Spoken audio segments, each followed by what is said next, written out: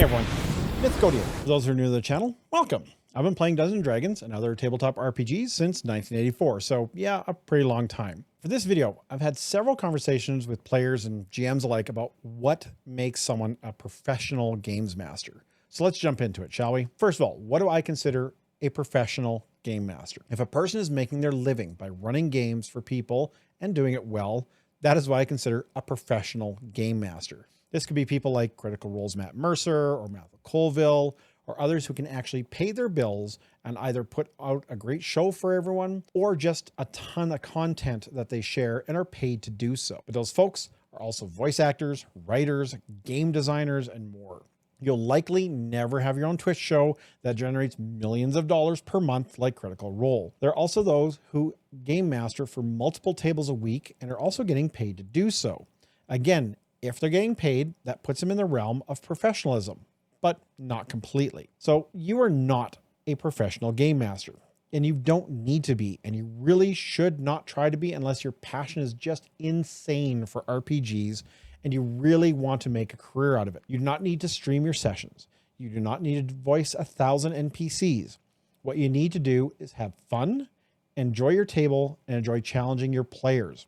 You can get as deep into the immersion as your table is comfortable doing so. And just a cautionary word, sometimes turning your hobby into a business really kills the fun of it because now you have paying customers and you need to step up and run games.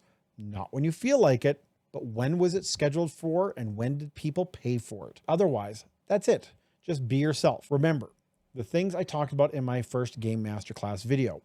The fun and socializing is the reason to be doing this. For those thinking about taking the leap into a career of being a professional game master, here are some things you should consider. 1, you need to master the game system. You must become intimately familiar with the rules and mechanics of the game system that you want to run. Whether it's Dungeons & Dragons, Pathfinder, or another RPG, understanding the rules inside and out will allow you to create immersive, engaging experiences for your players. Remember that unlike my previous advice where you're starting a casual group, having people pay for your services means they expect a much higher level of knowledge, storytelling, and immersion.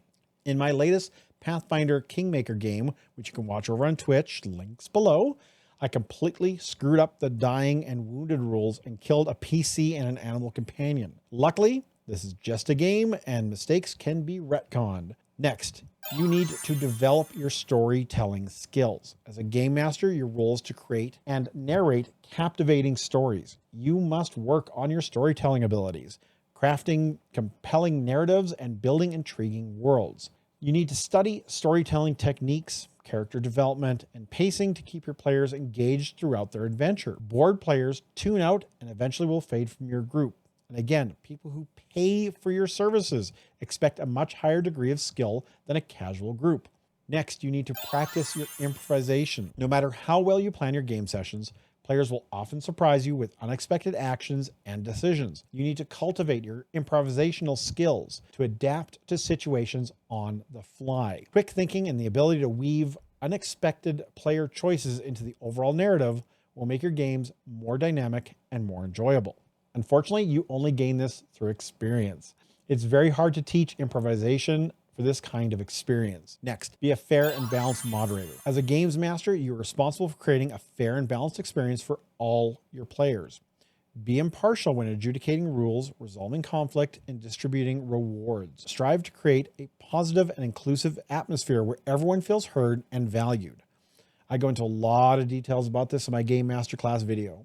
You are not just playing the game, you're running a table of 4 to 6 people who may never have played the game, let alone any type of conflicts that will arise. You need to be able to sort them out before the table implodes. Next, prepare thoroughly. While improvisation is crucial, adequate preparation is also essential. Familiarize yourself with the game world, plan the encounters, and create interesting NPCs and develop story arcs in advance. Solid preparation will give you a strong foundation to build upon during the game sessions.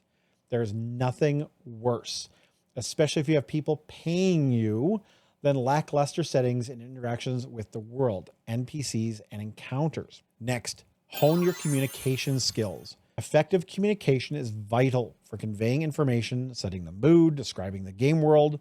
Practice articulating your ideas clearly and vividly. Be open to feedback from your players. Being a good listener and incorporating player input into the game can enhance your overall experience. I say this time and again. Open communication with your players is so critical to a game. It does not mean that everything they ask for or complain about is valid and should be catered to. You can say no if you feel that what they're asking for is just not a good fit for your game. You need to foster a collaborative environment. Being a good game master means you encourage collaboration among your players by fostering an environment where they can work together, share ideas, and contribute to the story. Actively engage players in the narrative and give them agency to influence the world around them. Remember that the game is about their enjoyment and immersion. If you're running a pre-made adventure, this can be a bit more challenging.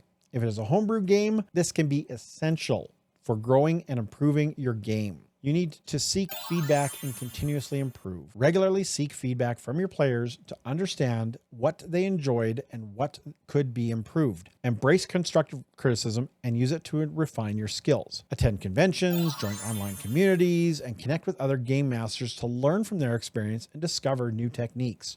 When players are paying for your services, talking to them about how the game is going for them, not just as a character, is vital to keep those paying customers coming back. You also need to embrace technology. This is the digital age. Technology offers numerous tools and platforms to enhance your game. You need to consider using virtual tabletops, character generators, sound effects, and other online resources to enrich your games and create memorable experiences. No offense that those who do not use tech, but asking someone to pay $20 to $30 for 4 hours means ensuring they can play. Virtual tabletops, voice and text chat, ways they can view and modify their character away from the game is what sets apart a professional from a casual game. Players and you are always busy with life. Having a good way for them to contact you or each other is very important nowadays. Having the ability for them to reference previous games through notes or videos can help when they come back to the table after an extended absence. The last thing I will tell you is to remember that being a games master is about having fun and sharing your passion for games with others. Be enthusiastic, bring your energy to the session, and create an atmosphere where everyone can enjoy themselves. When you're genuinely passionate about what you do, it will reflect in your experiences you create. So in conclusion, becoming a games master takes time, practice, and dedication. Keep honing your skills, embrace creativity, and enjoy the journey as you bring epic adventures to life for your players. Thank you all for spending your time in your quest to become a better games master with me.